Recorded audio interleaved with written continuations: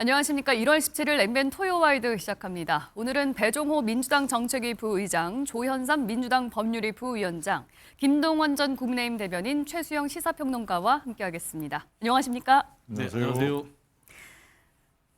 네, 윤석열 전 대통령이 공수처 체포방해 등의 혐의로 1심에서 징역 5년형을 선고받았습니다. 윤 전 대통령이 받고 있는 8개 형사재판 중에 사법부의 형사사법부에 첫 법적 판단이 나온 건데요. 관련 영상 먼저 보시고 자세히 짚어보겠습니다.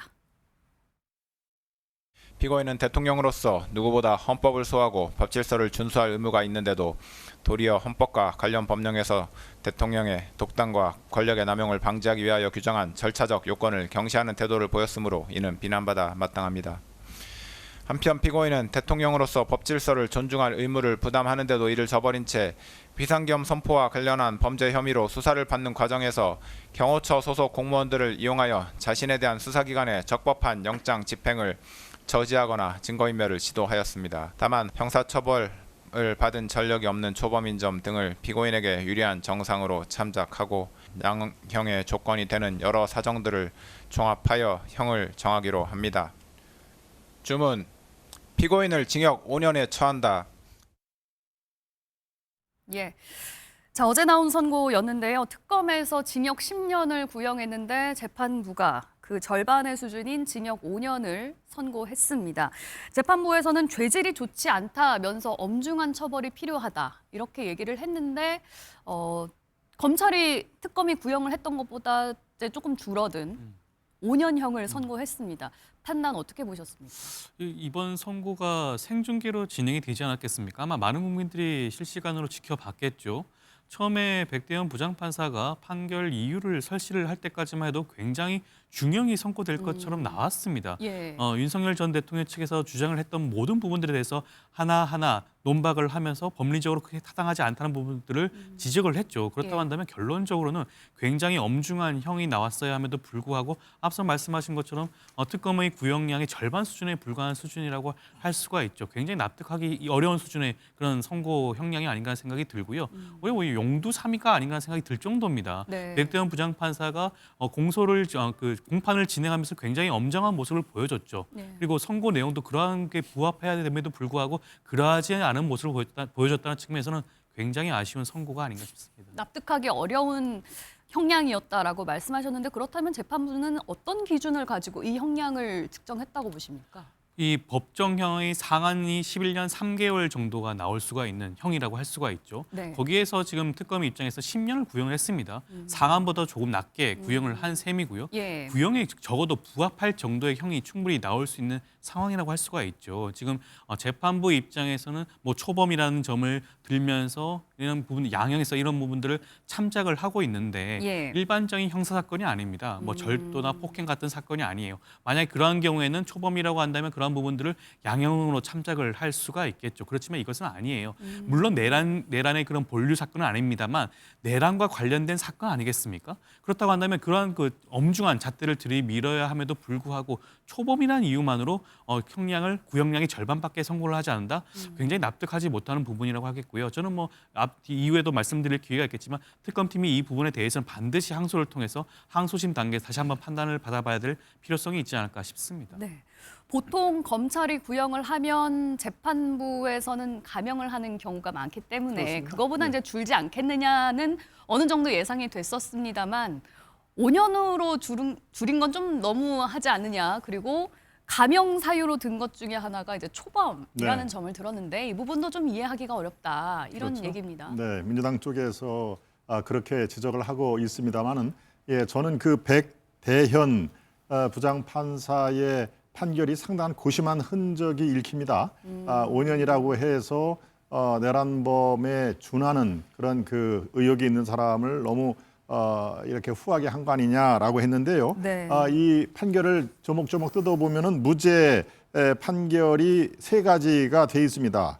늦게 도착한 국무위원 2명의 관한권은 직권남용이 해당이 안 된다라거나 예. 또 위신 담당에서 보도 자료를 냈죠. 예. 정당한 절차를 거친 비상계엄이 있다라고 하는 것들이 진실 의무는 없다라고 이렇게 부서를 달았습니다. 또 한 예. 가지 사후 포고문 얘기를 하는 것이죠. 허위 공문서 이거는 강의구 비서실장이 가지고만 있었지 실행에 옮기지는 않았다라는 점을 무죄 판결에 근거를 두었습니다. 그러니까 예. 상당히 무죄 부분도 강조를 한 건데 그럼에도 불구하고 윤석열 전 대통령의 책임을 엄중하게 물었습니다.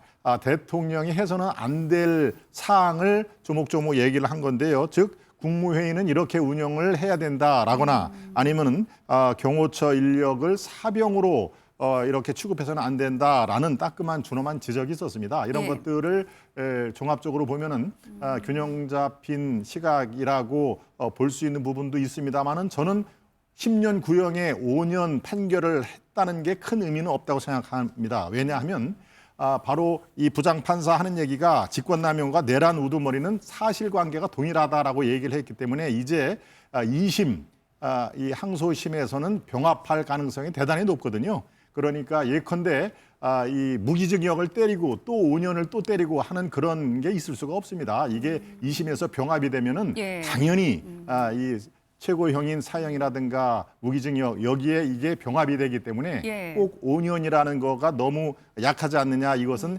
현재로서 현실적으로 큰 의미가 없다 이렇게 또 볼 수도 있겠습니다. 예, 알겠습니다.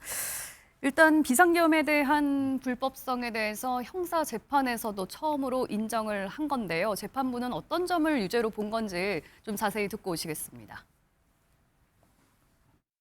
국가 긴급권의 행사인 계엄 선포는 전 국가적 혼란을 초래하고 국민의 기본권을 다각도에서 침해할 위험성이 매우 크다 할 것이므로 다른 수단과 방법이 없는 지극히 예외적인 경우에 한하여 이루어져야 합니다.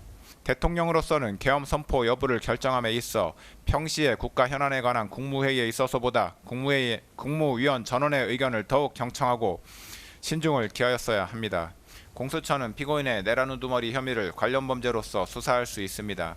따라서 공수처는 피고인의 직권남용 권리행사 방해 및 내란 우두머리 혐의에 관하여 모두 수사권이 있습니다. 피고인은 이 사건 범행에 관하여 납득하기 어려운 변명으로 일관하면서 자신의 잘못을 반성하는 태도를 전혀 보이고 있지 아니합니다. 예, 여러 혐의에 대해서 이제 말씀하신 것처럼 몇 가지는 유죄, 또 무죄를 받은 부분도 있었습니다. 그 중에서 일단 가장 쟁점이 컸던 것 중에 하나는 공수처 체포에 대해서 저지를 한 부분. 이 부분에 대해서 윤석열 전 대통령은 공수처의 수사권이 없기 때문에 체포를 저지했던 거는 정당했다라고 주장을 해왔는데 이번에 재판부에서는 그걸 좀 뒤집었어요. 받아들이지 않았거든요. 네, 이제 윤석열 전 대통령 측에서는 일단 수사가 불법 수사다. 예. 그리고 또 관련해서 수집한 증거도 다 불법 증거다. 그리고 체포영장도 불법 영장이다. 예. 라고 주장을 하면서 자신의 이제 무죄다라고 얘기를 했는데 자신의 이제 이 방어선이 다 이번 재판부에 의해서 무력화돼 버렸죠. 그래서 이거는 이제 일종의 예고 재판이다, 내란 재판에 그렇게 얘기가 할 수 있는데 저는 이제 결과적으로 2월 19일 날 예정된 내란 수계 우두머리 재판은 사실상 유죄가 지금 확정된 이번 재판이 아닌가 이렇게 생각이 되고 예. 그러면 이제 나중에 이제 내란 수계 재판과 관련해서는 형량이 사형이냐 무기징역이냐 둘 중에 하나인데 유죄가 된다면 뭐 아무리 잘 나와도 예. 무기징역이 선고되지 않을까 이렇게 생각이 되고 이번 이제 재판과 관련해서 형량은 저는 개인적으로 굉장히 유감스럽게 생각을 합니다. 예. 그 이유는 핵심 혐의가 다 유죄가 됐어요. 첫 번째로 공수처 체포영장 이 집행을 방해했는데 이것도 유죄다. 그리고 두 번째로는 이 사후에 계엄 선포문을 작성하고 폐기한 것 예. 이것도 유죄다. 그리고 또 비합헌 경호처 이 정보를 삭제한 것도 유죄다. 네. 그리고 국무위원들의 심의권을 침해한 것도 유죄다. 그런데도 불구하고 특검에서 구형한 10년형의 절반밖에 하지 않았단 말이에요. 예. 그럼 이제 최대 법이 허용하는 그 형량은 11년 3개월까지 되는데 예. 제가 법조인들 여러 사람들하고 통화해 봤는데 대체로 최소한 7, 8년 정도는 돼야 된다. 이렇게 얘기를 하고 있어요. 내란 수계 이 혐의와 관련해서 특검이 이 사형을 구형을 했잖아요. 예. 일반적으로 무기징역을 구형할 것이다. 왜 그러면 특검은 사형을 구형했느냐. 이런 일이 다시는 재발되지 않도록 하는 경종을 울리는 의미에서 징역 이제 사형을 구형을 했는데 저는 그런 차원에서 다시는 이런 비극이 재발되지 않도록 하기 위해서라도 이번에 이제 법이 허용하는 11년 3개월까지는 아니더라도 예. 최대 형량에 가까운 그런 형량이 선고가 됐어야 되지 않느냐. 그리고 이것이 바로 국민들이 바라는 국민들의 눈높이 그리고 국민의 감정이 아닌가 생각이 됩니다. 예. 그러니까 이번 선고는 내란 재판의 예고적인 성격을 띠고 있다. 그동안 윤석열 전 대통령이 주장을 했던 여러 방어 논리가 무너진 건 아니냐라는 거거든요. 네. 말씀하신 것처럼 내란 재판에 영향을 줄 수밖에 없겠죠. 연동이 분명히 된다고 봐야 되겠죠. 예. 물론 이게 지금 내란 우두머리 재판, 우두머리 그 혐의가 실제로 가장 본류 재판인 건 분명하지만 이건 뭐 지류고 약간 곁가지긴 합니다만 그럼에도 불구하고 이미 예고적 성격으로 그 내란과 그러니까 내란 혐의에 대한 일종의 그 성격 규정들을 어느 정도 지금 해줬기 때문에 실제로 네. 그러면은 앞으로 내란 본류인 그 내란 우두머리 혐의에도 영향을 끼칠 수밖에 없다는 게 사실인 것 같아요. 그래서 저는 이 시점에서 윤 전 대통령 변호인단 측에 네. 방어 논리를 좀 전략을 좀 변경할 필요가 있지 않느냐. 어떻게 해야 될까요? 그러니까 이제 그 일부 시인할 건 시인하되 그다음에 예. 이제 지금 공수처의 수사라든가 그다음에 계엄의 국무의 적법성 이런 모든 것들이 무너졌기 때문에 예. 그렇다면 이제 일부 시인하고 일부는 부인하는 일종의 선택과 집중의 전략으로 좀 갈 필요가 있고 또 하나는 윤 전 대통령의 태도 부분도 지금 백부장 판사가 상당 부분 지적을 했단 말이죠.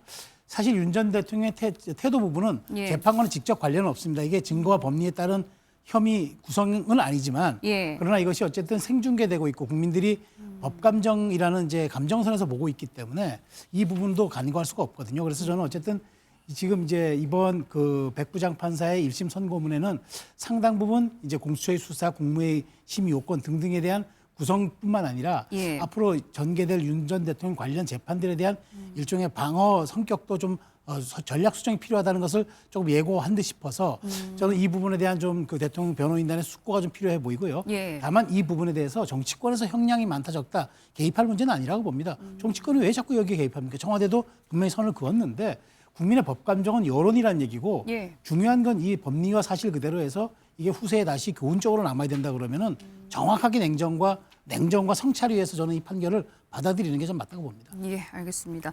윤석열 전 대통령 측에서는 즉각 항소할 뜻을 밝혔습니다. 관련 목소리 듣고 얘기 계속 이어가 보겠습니다. 내란 우두머리 사건의 선고일이 2월로 이미 결정되어 있음에도 불구하고 무슨 연유에서인지 그 선고에 앞서서 급하게 한 달을 앞당겨서 결심을 하였고 형사재판은 정치가 아니라 재판 그 자체 그리고 법률을 기준으로 반드시 하였어야만 함에도 불구하고 이것을 정치화해서 지금 판결이 내린 점에 대해서 강력한 유감을 표하는 바입니다. 항소 계획은 곧바로 있으십니까? 당연히 예, 항소를 할 겁니다. 예, 아마 항소를 하게 되면 또 가게 될 2심에서도 그렇고 또 앞으로 여러 재판들에서도 그렇고 이제 전략 수정이 불가피해 보입니다. 어떻게 좀 방어를 해 나갈 거라고 보세요?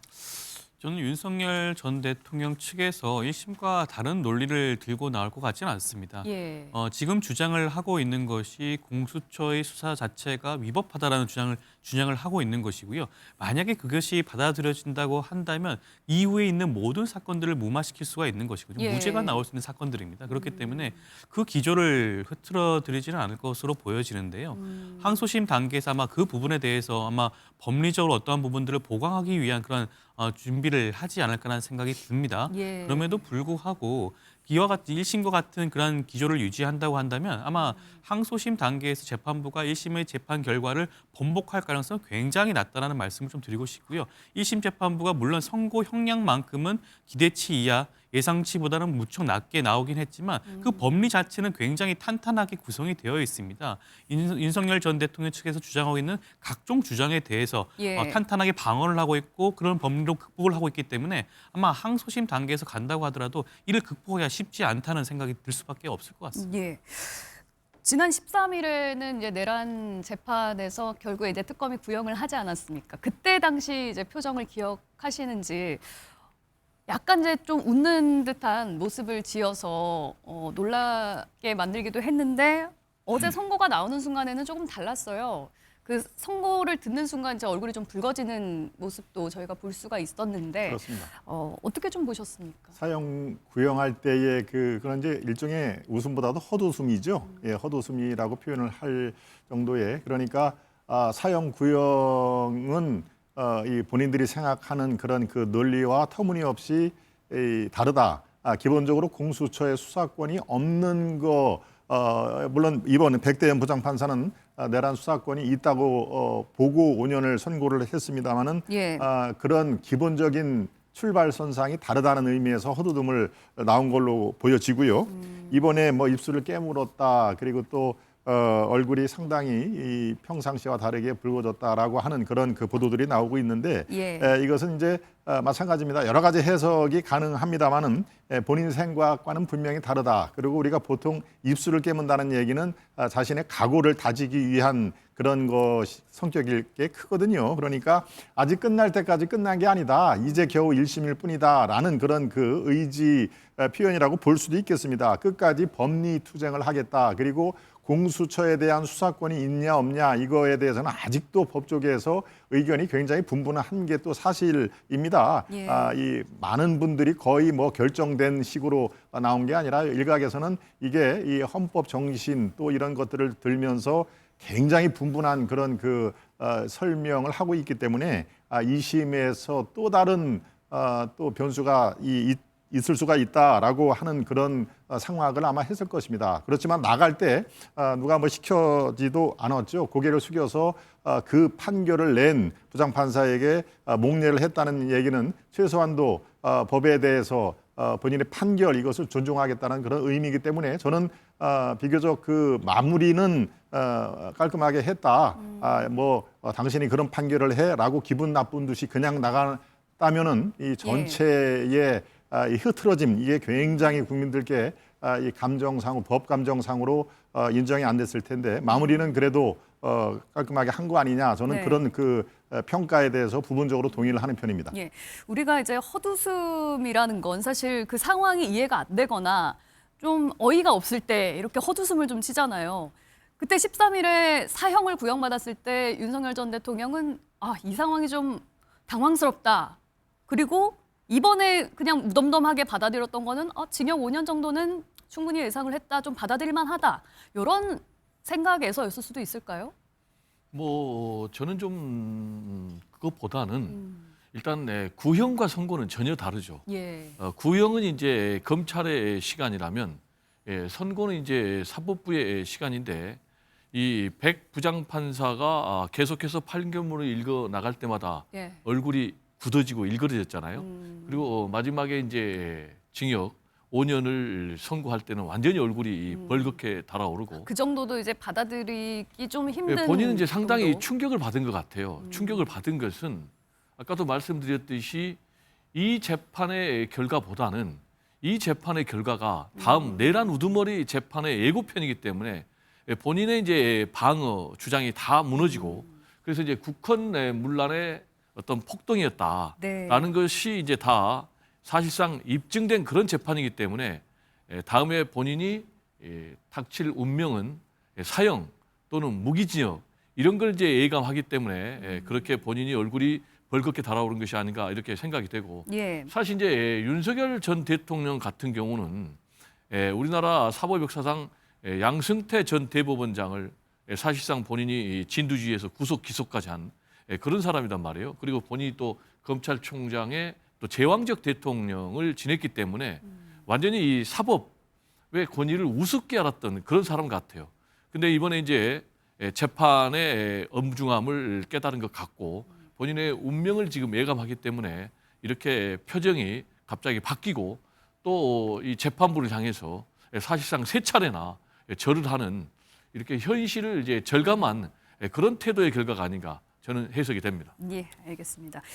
이번 재판 결과에 대해서 정치권의 목소리는 어떻게 나왔는지 듣고 얘기 계속 이어가 보겠습니다. 오늘 선고된 형량은 무너진 헌정 질서를 바로잡고 내란 극복과 정의 실현을 갈망하는 국민의 요구에 응답하기에는 턱없이 부족합니다. 형량을 대폭 깎아준 것은 사법 정의를 바라는 국민의 기대를 배신하고 역사의 엄중한 심판을 회피한 비겁한 판단이라 하지 않을 수 없습니다. 윤석열 전 대통령의 재판 결과에 대해서 국민의힘은 따로 드릴 말씀이 없습니다. 특별한 입장이 없다는 게 국민의힘의 입장입니다. 향후 공정하고 중립적인 재판을 기대합니다. 향후에도 윤석열 전 대통령 재판과 관련해서는 따로 입장을 낼 계획이 없습니다. 예. 국민의힘에서는 사실 지금 공식 논평이 나오지 않고 있습니다. 들으신 것처럼 입장이 없는 게 입장이다. 윤석열 전 대통령에 대해서는 이제 당을 떠나신 분이다 라면서 좀 선을 긋고 있거든요. 그런데 어쨌든 국민의힘에서 배출한 대통령이었잖아요. 네. 입장을 내야 된다고 보시나요? 그러니까 그게 이제 안타깝게 생각한다는 거죠. 그러니까 당에서 배출한 대통령이 탄핵을 당했고 예. 탄핵으로 인해서 어쨌든 또 이제 그 여당의 지위를 내줬고 그다음에 이제 새롭게 이제 그 관련한 재판들이 있어서 유죄 판결이 처음 나왔고 뭐 그렇다면은 뭐 안타깝게 생각한다. 그리고 지금 여기에 명시적으로 얘기하지 않았지만 사법부의 판단이 과하다고 생각하다, 뭐 과하다, 과하지 않다 이런 얘기는 없어요. 그러니까 예. 존중한다는 의미고 그다음에 마지막에 기본적으로 이제 공정하고 객관적인 재판을 기대한다고 하는 거는 예. 어쨌든 지켜보겠다는 의미 아니겠습니까? 근데 저는 이렇게 생각합니다. 그럼 국민의힘이 정말 이 1심 선고가 나왔으니까 정말 저희들은 반성합니다라고 또 얘기를 해야 됩니까? 근데 저는 그 얘기를 한다 그러면 또 그게 꼬리에 꼬리를 물고 또 평가가 나올 겁니다. 그러니까 이거는 사법부의 잣대로서 엄정하게 내렸으면 그걸 존중한다로 치는 게 맞는 것 같아요. 근데 저는 오히려 민주당이 이 사법 판결이 국민의 기대에 어긋나고 예. 국민의 감정에도 부합하지 않고 아니 이러면은 뭐 어떻게 여론 재판을 하라는 얘기입니까? 그 법리와 그 증거 이런 거 상관없이 재판부가 예. 무조건 최대 형량을 때려야만 그게 국민 법 감정에 부응하는 겁니까? 그러니까 그런 건 여론 재판인 거죠. 그러니까 특검도 민주당이 마음대로 해서 구형하게 하더니 뭐 그것까지는 그렇다 쳐도 사법부의 심판이 나왔는데도 그리고 충분하게 취지는 유죄지만 여러 가지를 감해서 이제 이걸 5년으로 절반 감경을 한 거고 예. 지금 이렇게 대변인의 말씀대로 이게 2심 가면 전부 병합이에요. 네. 그러면 결국 법정 최대치인 사형 아니면은 무기징역인데 결과는 그렇게 간 걸 뻔히 알면서 마치 여기에 대해서 이렇게 사법부를 압박하는 듯한 이런 언행들은 정말 여당의 지위에는 어울리지 않는다는 생각이 들고요. 이런 부분에 대해서는 전 정치가 사법의 시간에 너무 개입해서는 안 된다. 네. 오히려 저는 이런 부분들은 정치가 좀 냉정해질 필요가 있다고 봅니다. 예.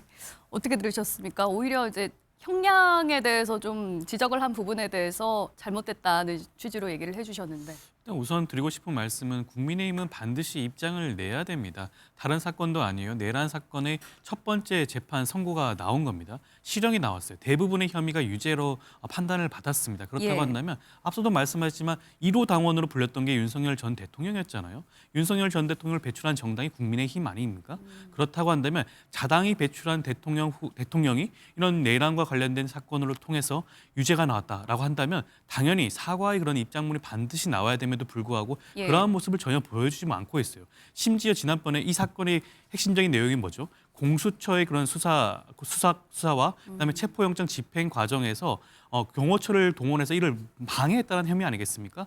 그 관저 농성에 투입된 거는 경호처 공무원들뿐만 아니었습니다. 그 당시에 45명의 국민의힘 의원들이 예. 관저 농성에 동참했어요. 그 당시에 윤석열 전 대통령을 체포하지 말라고 그렇게 소리 높여 외쳤습니다. 그렇다고 한다면 적어도 45명의 국회의원과 함께하고 있는 국민의힘 입장에서는 적어도 그 부분에 대해서만큼이라도 사과의 입장문이 나와야 되는 게 아닌가라는 생각이 듭니다. 예. 체포 시도를 했을 때 국민의힘 의원들이 앞에 가서 저지를 했던 부분. 그렇습니다. 최소한 이 부분이라도 좀 국민의힘에서는 사과를 해야 되는 것 아니냐. 어떻게 생각하십니까? 그때 의원들 40여 명 그리고 저와 같은 당협위원장들이 한 50여 명 뭐 이렇게 한남동에 건 한 2, 3주 동안에 그렇게 있던 거는 뭐 분명히 TV 화면을 통해서도 국민 여러분께 잘 아시겠습니다만은 네. 이것은 그냥 그 당시에 감정적으로 한 게 아닙니다.